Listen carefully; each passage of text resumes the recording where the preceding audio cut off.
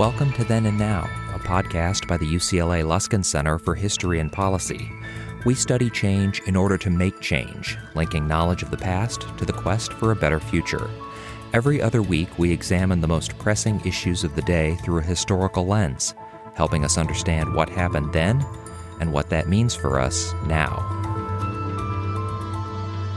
Welcome to Then and Now. I'm Rosalind Campbell, Assistant Director of the Luskin Center for History and Policy, and your host for today's podcast. Today's episode is co-sponsored by the LA History Collaborative, a new consortium of cultural institutions and historians committed to using the tools of history to assist in the reconstruction of the lives and stories of those deeply affected by the LA wildfires in early 2025. The wildfires that raged through Los Angeles at the beginning of this year drew national attention as they burned nearly unchecked through thousands of homes at alarming speed. In the wake of this devastation, heated discussions broke out regarding the best ways to manage future fires and mitigate risks in an increasingly populated and warmer climate. As local, state, and even national officials argued about the best ways to prevent such losses in the future, one aspect that was rarely discussed was traditional methods of landscape management using controlled fire, as practiced by many indigenous communities of North America before the arrival of European colonizers. Prior to the colonization of Southern California in the 18th century, Native communities throughout the region used controlled fire practices to ensure the vitality of their local ecosystems. A new exhibition at the Fowler Museum at UCLA, Fire Kinship, considers the myriad ways that Native communities formed productive and positive relationships with fire, countering the attitudes of fear and illegality, and instead regarding fire as a vital aspect of land stewardship, community well-being, and tribal sovereignty. Amidst the fear, grief, and anger that often surround devastating wildfires, the exhibition considers how we might emulate Native communities to form a more holistic and beneficial relationship with fire. And this exhibition is part of the Pacific Standard Time Art Initiative in the theme Art and Science Collide. And it also considers how Indigenous knowledge may improve on scientific practice. Joining us today is Dr. Daisy Ocampo Diaz, the head curator of the Fire Kinship exhibition and member of the Kashkan tribe. She is also an assistant professor of history at California State University, San Bernardino. Daisy's work strives to create a more inclusive public history that gives more visibility and agency to Indigenous voices and community narratives. Her first book, Where We Belong, Chemehuevi and Kashkan Preservation of Sacred Mountains, was published in 2023 by the University of Arizona Press and uses historical methodologies as well as a deep understanding of Native history to argue that Native communities are the most knowledgeable custodians of their own sacred places. We're so pleased to have you with us today, Daisy. Thank you for the invitation. Appreciate being here.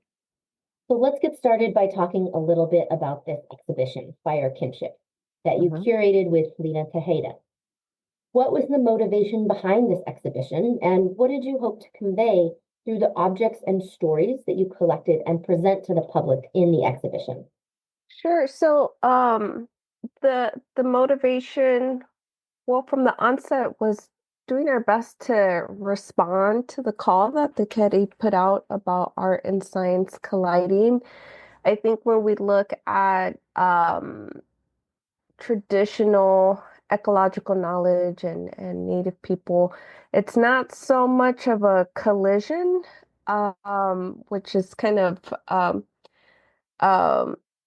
actually it's pretty much the opposite, right? So in a lot of ways, the science is informing the art, but there is a big collision, right? And so when we consider colonization and settler colonialism in its current iteration, those different philosophies of science are really the collision policy and how sometimes it is incompatible, right? Or it's perceived as incompatible with Indigenous science. Those are the points of collision, right? And so we approach the collide piece from that perspective of colonization and settler colonialism.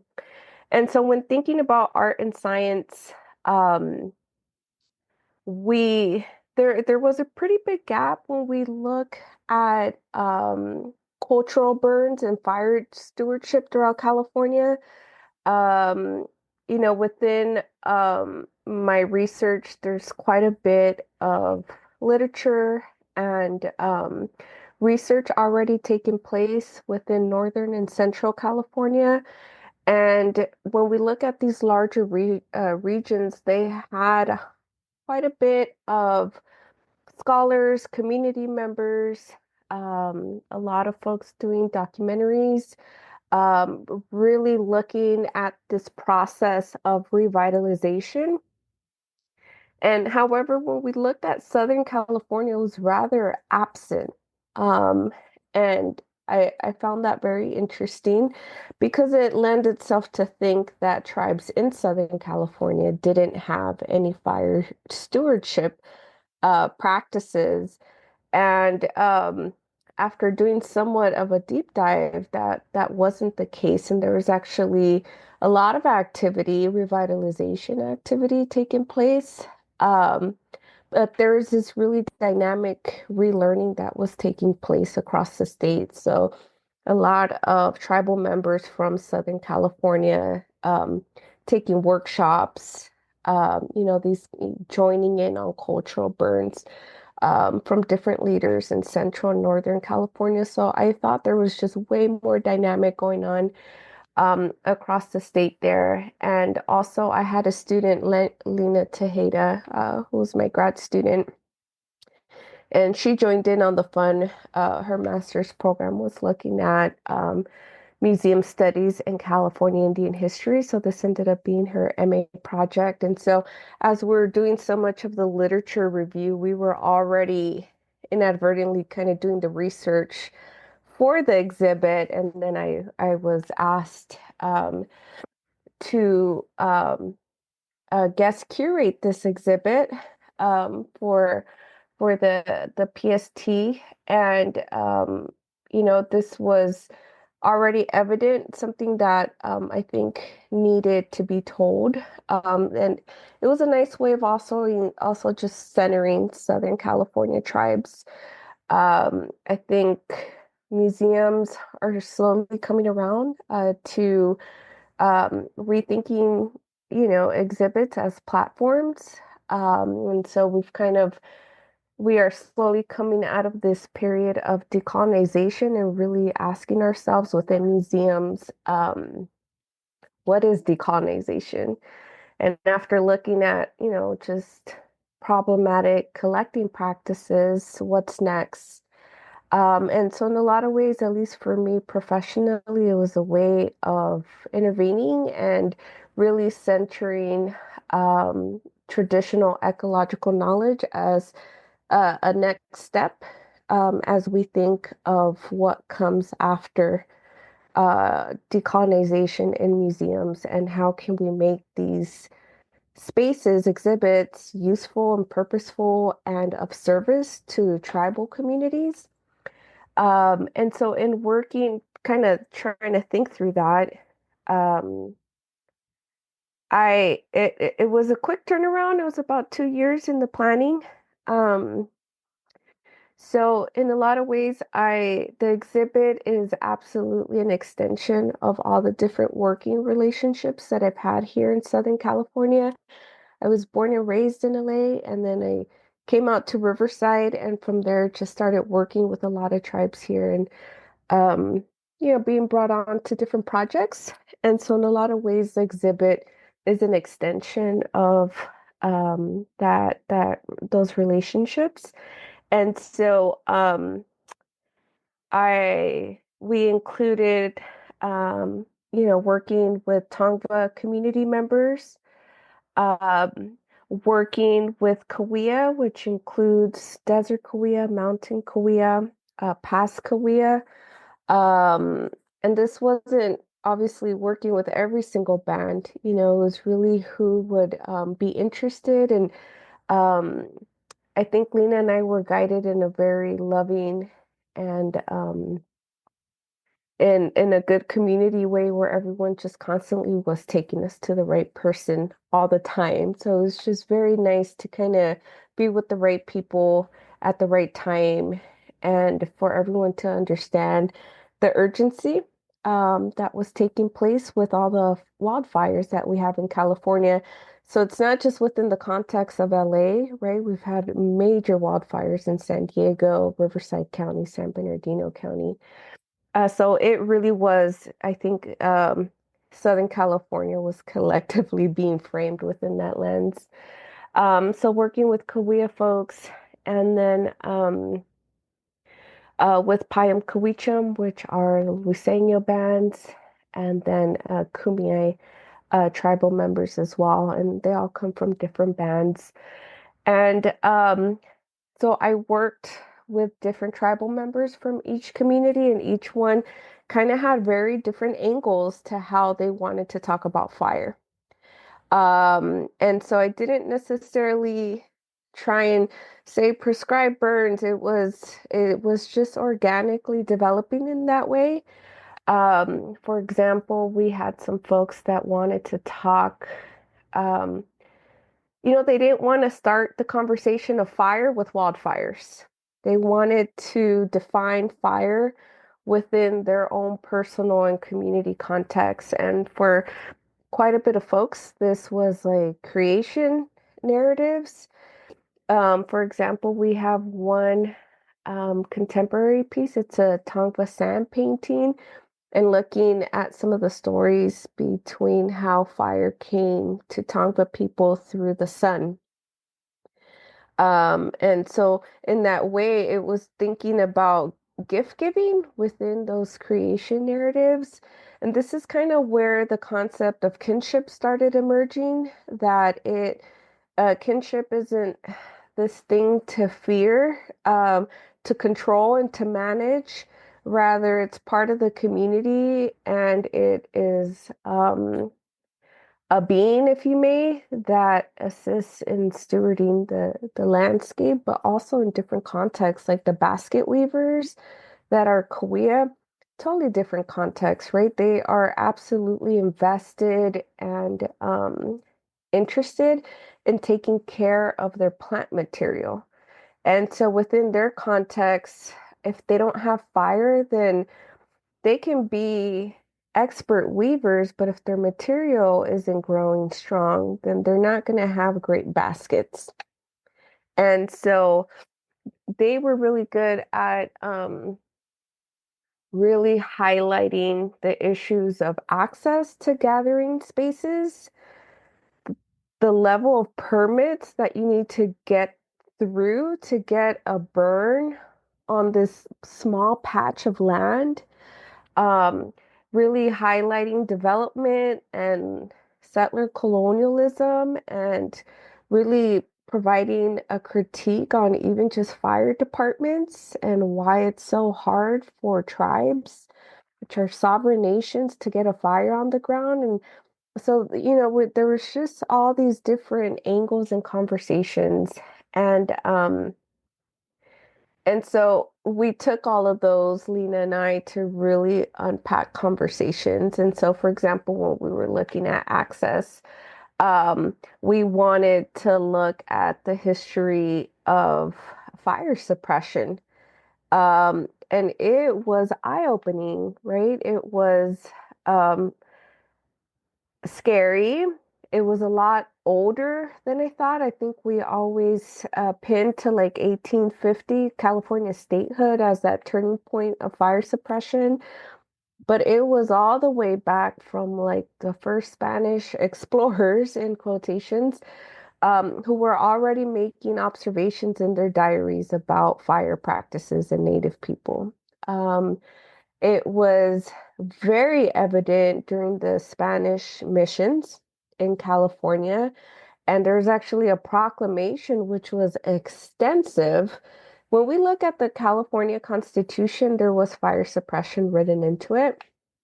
It was like a couple sentences. This proclamation during the mission period was a couple pages long. and detailed punishment and detailed the role of the mission and detailed why. And then you get a lot of the infantilizing of Native people, um, and the threat and fear, um, that surrounded fire practices in Native people, right? Um, and so that also made it into the exhibit. So then we kind of started developing, right, some of these conceptual rooms. And there was an entire room that's really dedicated to the history of fire suppression, and really taking a lot of our archival material into there. And we worked with Malky Museum here in Banning to make those available. And in terms of the selection of objects, this was an incredibly challenging exhibit, um, for a couple of reasons. One, um, the timing was very fascinating because I don't know how many of you are aware, but there's a lot of changing laws to Cal NAGPRA, which is the California state version of NAGPRA, and the responsibilities that museums have and the changing landscape of loans and consent. So it museums are so behind in outreaching for consultation in a lot of ways, um, that if I wanted to request a loan for a historical basket, the reality is that a lot of the museums haven't already done the work of reaching out to tribes to see who exactly it belongs to or what claims are being made, and kind of settling some of these, back and forth, claims for basket and basket loans and other material too. And so I actually, when I realized just how time consuming that was going to be and how it just was something, it was just a lot bigger than the loan. There was a lot of backlog that I wasn't going to ignore. Um, and I wanted to be respectful that I don't want to have object relatives um, that I don't know how they were acquired, under what circumstances, and all of that. So Lena and I pivoted to working with community members for loans of a lot of their objects. And I say objects, but we also say relatives because that was part of the kinship as well. These were not just baskets, and that was it, right? These were really cared for relatives within the family that are used in ceremonies. And so just about, um, yeah, all of the object relatives that you see in the exhibit all come from community members. And that was just such a great opportunity to work with community members to develop the scripts, and do a lot of the framing collaboratively. These are things that usually curators do themselves. Um, but I worked with everyone, so every object relative that you see in the exhibit has the voice of of its creator, and has a lot of storytelling. And so I think that just made it for a more personal um, accounting of everything that we see there. And we worked with some um, fire ecologists as well. Um, and so there's just a lot of support all around. And yeah, so to answer that question, we worked really closely with different community tribal members here in Southern California. I love that idea of those objects being family members themselves. That's such a wonderful way to look at it. And for any of our listeners who are unaware, NAGPRA is the Native American Graves Protection and Repatriation Act. We could go into a lot of detail about that. That's a whole other conversation, but we will put it in the show notes. So to follow up on that last question, I wonder if you could talk a little bit more about how your own experiences, both growing up in and around Los Angeles, as well as then in academia, have impacted your work on this show, as well as your own research. Yeah, so I think I was born and raised in LA. we grew up, my siblings and I, within a Kashkan like hometown association is what we call them, which were these extended cultural community spaces of our community back home. Um, and so for myself, it was both academic, but also community and family related that my research was along the lines of public history and Native history, and within public history, very specifically historic preservation. And the reason for this, and there's a little bit of background about my book, is that we have our creation mountain, Tlachaloyantepec, and it was getting, well, one, it got bought out by the Mexican government, federal, and pretty much removed us from accessing our ceremonial space. It was a space where we did a lot of our dances. And so much of the politics was the same, right? It was a lot of, well, you're not taking care of this mountain. There's archaeological goods here, so to say, and you don't know how to manage it. And so we're taking over. And that pretty much completely severed our access to the space. And really, my dissertation and by extension, my book was really looking at a request that was made to me as a young undergraduate and later on graduate student, which is, can you please develop a historical rendering of our relationship, our Kashkan community's relationship to this place? These archaeologists don't know about our creation stories. They don't know what their purpose are. They don't understand our stewardship and preservation models. And we actually have cultural burdens. Well, we used to before INA, which is the National Institute of Anthropology and History in Mexico. Um, they don't understand our preservation models. They don't understand that our caretaking of this place. They don't understand our agricultural cycles, even tied to this mountain. So it was just a complete erasure. And when they finally opened up INA, our creation mountain as a tourist site, we're totally left out of the narrative. And so that really propelled me to start my graduate studies looking at how Native history, generally speaking, is erased within all these public history projects and sites and institutions.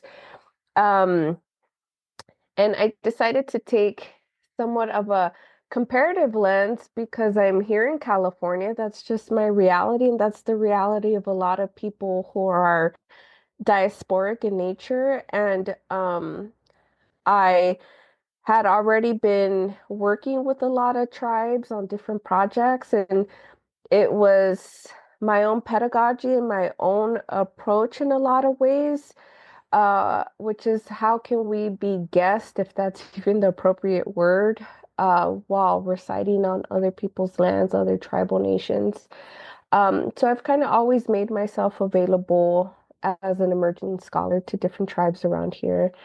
And so for my book, I worked with the Chimwavy Indian tribe in Lake Havasu and really tried to see how tribes here in the US were thinking through preservation of their sacred sites. And I was working with the Native American Land Conservancy and their preservation of the Old Woman Mountain, which is Mamapukaib.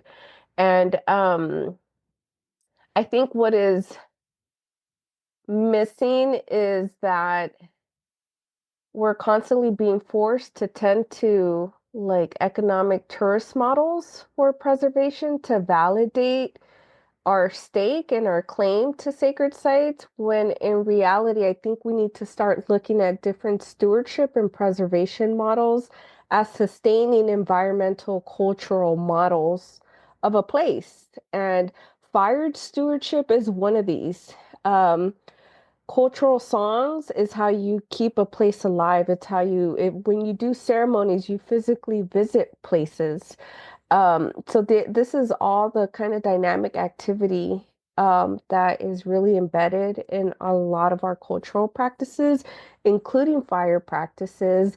and why they need to be centered, because you pretty much suffocate and risk losing all these different stewardship models of that is at the core of this relationship between Native people and places. And so that's kind of how my academic journey and my own research really informed this exhibit. I already had this big critique. I did not understand, if I could be honest, so much of the state's history and its participation in that suppression, because back home we still burn quite a bit. So I had a different context of burning. I didn't come from a history of fire suppression the way a lot of California Indian people do here in the state. So, what are some challenges? You've touched on this a little bit, but as we're trying to bring Native perspectives and traditions together with a lot of these state or local methods of land management that are sometimes very at odds. You've talked about fire suppression in the state of California. What are some challenges and what are some things we should consider as we're trying to mesh these two traditions or multiple traditions in the case of many tribes, of course? I think it's important. There is no one answer to that question. I think each tribal community is responding to their specific environment.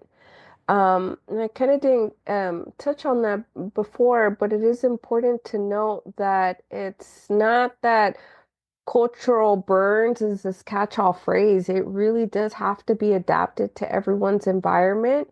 Um, and so there's kind of like a historical context to cultural burns, and then there's just the reality of more of the institutions that are doing some of the clashing and the colliding. And a lot of that has to do with ownership and knowledge and whose knowledge is valid. But for example, when we look at maritime tribal communities, the scope of tending to your land was perhaps having like a basket weaving patch that was done in like a mosaic format, right? So it didn't just completely burn through. That was a way of tending to plant material, but also like maritime cultures, right? Like the Kumeyaay, the Payam the Tongva. For example, you're going to find a lot of tule that is used in their material and their tule boats, which is one of the pieces that we had commissioned by Priscilla Ortiz and Stan Rodriguez. They used to fire tule on marsh water, right? And we don't think about those things. Um, but you kind of took care of a lot of rust spores, which would then pretty much damage the tule and can completely kill off an entire patch. When you look more at, for example, the mountain Cahuilla communities and looking at Juncus and Payam Cahuichum as well, looking at the Juncus patches, they also, if they're overgrown, they can suffocate and you will kill off patches that are like 300 years old, right? So they're working within those specificities. Chaparral, it's a very fire adapted plant. You don't want to necessarily get rid of that. That's a good material to have. But if we look at, for example, even today, the eucalyptus, it is the most fire prone trees that we have. And even when we look at UCLA's campus, right, that entire neighborhood is full of eucalyptus. It is primed to go in ashes.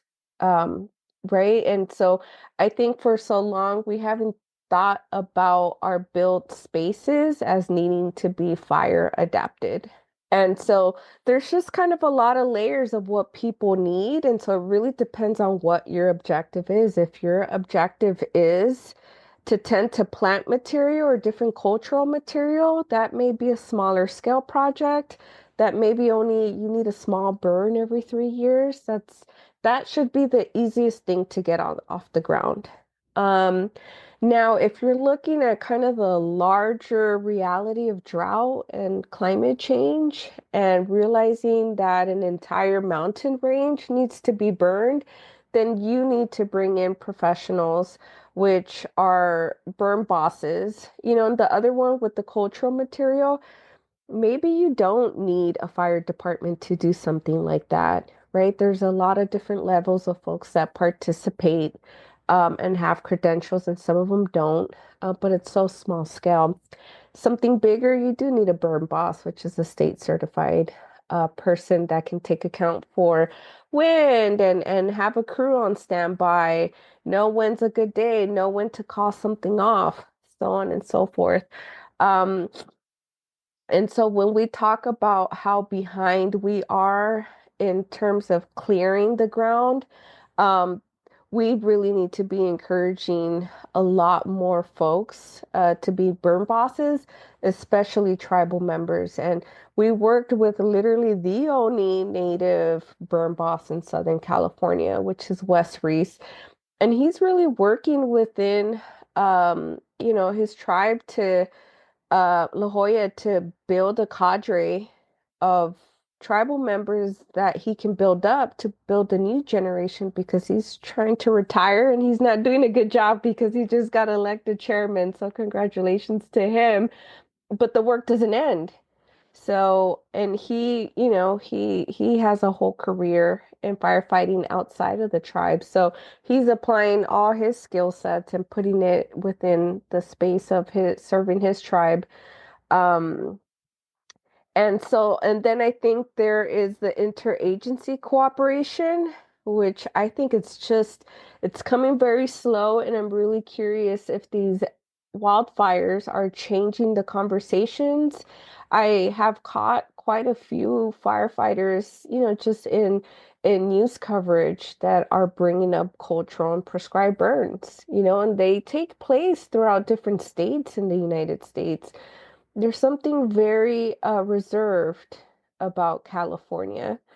Um, and so it's just no fire on the ground. And not only is that terrible, even if you have fire on the ground, you have to consistently have fire on the ground, right? So if you burned one time, it's not like you're good. You actually have to keep firing every 3 to 5 years, right? So the healthiest landscape is actually a a landscape that's constantly stewarded by fire every few years. So yeah, so I think there's different layers and cooperation and different level of intensities, and we also have to look at the different objectives that every project is looking to accomplish. And I do want to point out I mean these things really, a lot of agencies just don't know how to work with Native people. They think they just find one person, and it's just not like that, right? It's some serious partnerships that take years to build. It takes a consistent, not just one person, but entire departments have to be trained on how to work with Native people, how to educate themselves, how to be on the same page, how to not be extractive so we don't fall into kind of these stereotypical roles of just taking information from Native people. I was really fascinated. I was just sitting in on a meeting I was invited to with Tongva people, and they were talking about the Palisades, just how in their understanding and knowledge, everyone knows that it's a fire corridor, all those canyons. And it leaves them baffled that they've built entire communities up there. But the fact that they knew it's a fire corridor, the fact that the Santa Ana winds are not new, right? This is all like really valuable information that is overlooked and suppressed and silenced. And then you get fast forward, you have this huge strategy and there's panic, and that's also part of the exhibit is this moment of panic and how we try and move forward from there. and doing so respectfully so that um, Native people are at the forefront of their own recovery and revitalization process, and at the same time, so that we're also humbling ourselves as agencies and institutions in relearning and rethinking how to be fire adapted here in the state of California. That's so important. And I think a lot of what you're saying comes back to something you touched on earlier, which is the tendency sometimes to group all native tribes into this monolithic thing. So they must all have the same fire practice. So even if agencies are trying to make efforts to interact with native groups, it's not just one fire practice that they can talk about, right? You really need to work with various tribes and consider all the different methods of managing fire and working with fire. So to kind of wrap things up, I'll just return here briefly to the LA fires. As you mentioned, the Santa Ana winds are not new. We know that these places where they burned have burned before, but these particular fires captured national and even international attention in part because of their ferocity and destruction in such a short period of time, fueled by these devastating winds. And of course, we're seeing this trend over time with climate change. We see more frequent and more devastating natural disasters around the world, not just fires, but also flooding, various storms everywhere. So, if you could leave us with a final thought, in this world that has in many ways changed a lot since European colonizers first disrupted native methods of land management, what can we still glean in the world we live in now from these traditional indigenous practices that can help us today? And you've talked a little bit about this, but maybe you can kind of synthesize some of that all into your final thought. Sure. I believe that it should start with um, ourselves, before jumping into trying to figure out any other relationship. But understanding that we're guests on someone else's land is really pivotal. I grew up in LA. I had no concept of like Tongva people, despite being an indigenous person myself, right? Because we just immigrated to LA, and that's the scope of, and that's your reach, right? So I think understanding whose indigenous land you're on, I think understanding some of the major communities and organizations, I would say even introducing yourself to those spaces when they are available as a way of just our own education, whether it's a powwow, whether it's a workshop, um, doing your own research. And this is getting to know the people and then just figure out how to be of service. But I think as we're thinking about how to be of service, and how to be responsible people that also reside on this land, we have to get to know the land. Especially in LA, it's really tricky because we are situated by zip codes and bus stops and train rides that you can truly lose sight that you are on a landscape, whether you want it or not. And I think the Palisades fire and the Altadena fire being on the margins of the actual city kind of even introduced us to the fact that we're all mountains and hills and flood zones and fire corridors. And that freaked a lot of people out. And I think in part because I wonder, right, if we've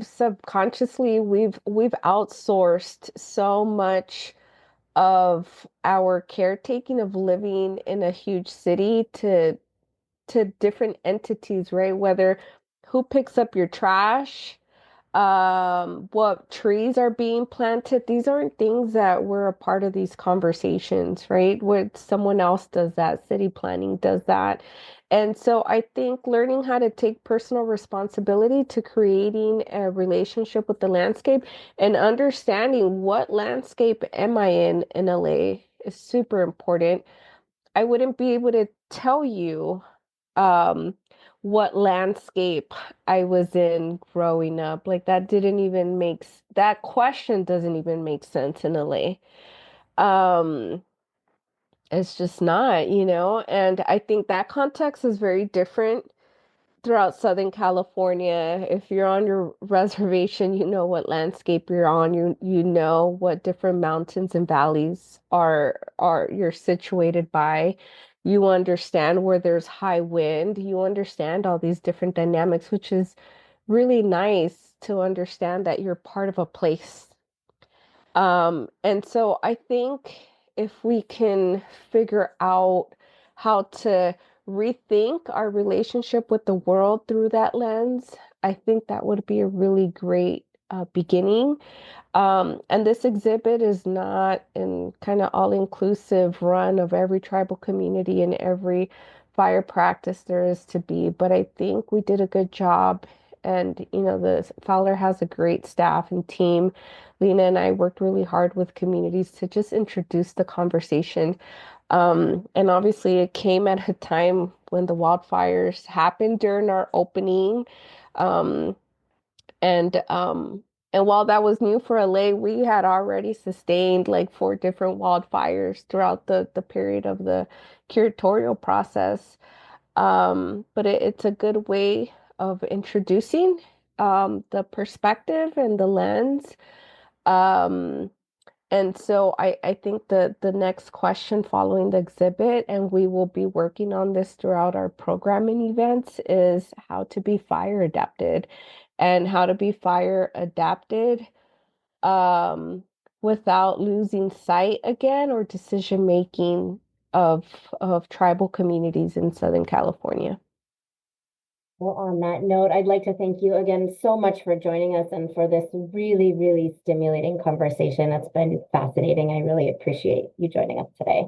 Yeah, thank you for having me. And I hope you all can make it to the exhibit, which will be on until July 13th.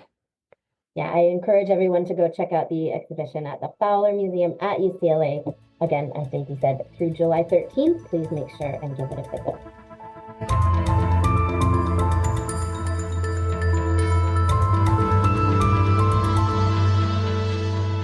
Thank you for listening to Then and Now, a podcast by the UCLA Luskin Center for History and Policy.